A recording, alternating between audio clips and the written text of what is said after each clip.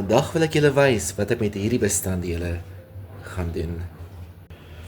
So hier het ek die geel van 1 eier, 2 eetlepels witsuiker, 2 eetlepels koekmeel met 'n kwart teelepel bakpoeier en 'n knippie sout, 2 eetlepels baking margarine gesmeld en 'n rykie Raulau sjokolade en natuurlik ook 1 teelepel vanilla essence.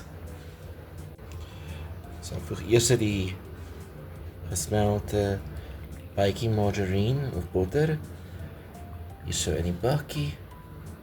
Nou voeg ek die 2 eetlepels witsuiker by. Voeg nou vanilla essence by. En nou voeg ek die eiergeel by.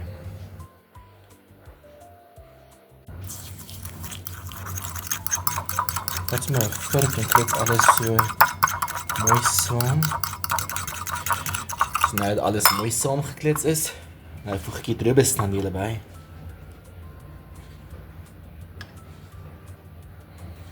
En ek gee dit nog 'n goeie klits.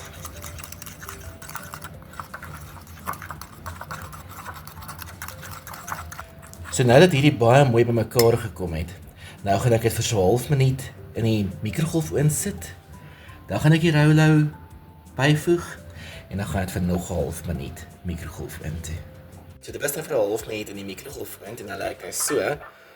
Nou gaan ek in die middel die Raulau so saggies indruk.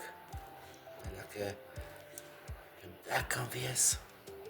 Ek gaan nie hier 'n bietjie interfereer en ek wil hom so 'n bietjie seël.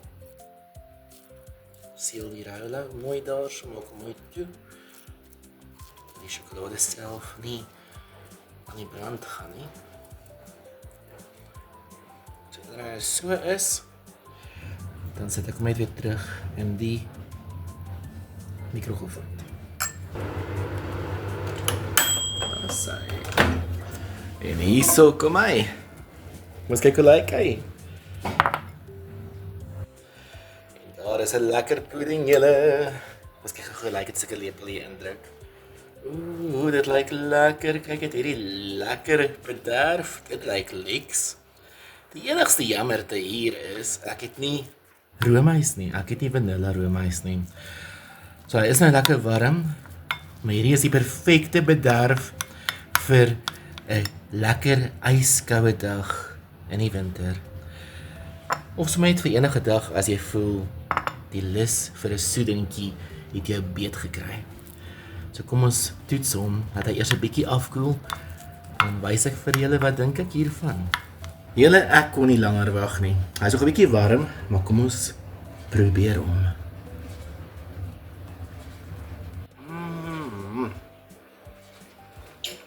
Njam. Dit is nou vir jou 'n vinnige bederf hierdie. Ek dink veral met lekker vanilla roomys gaan hierdie ouetjie goed afgaan. Hierdie is regtig lekker, nee, maar ek weet dit kort ietsie ekstra, net vir daai ekstra liefde.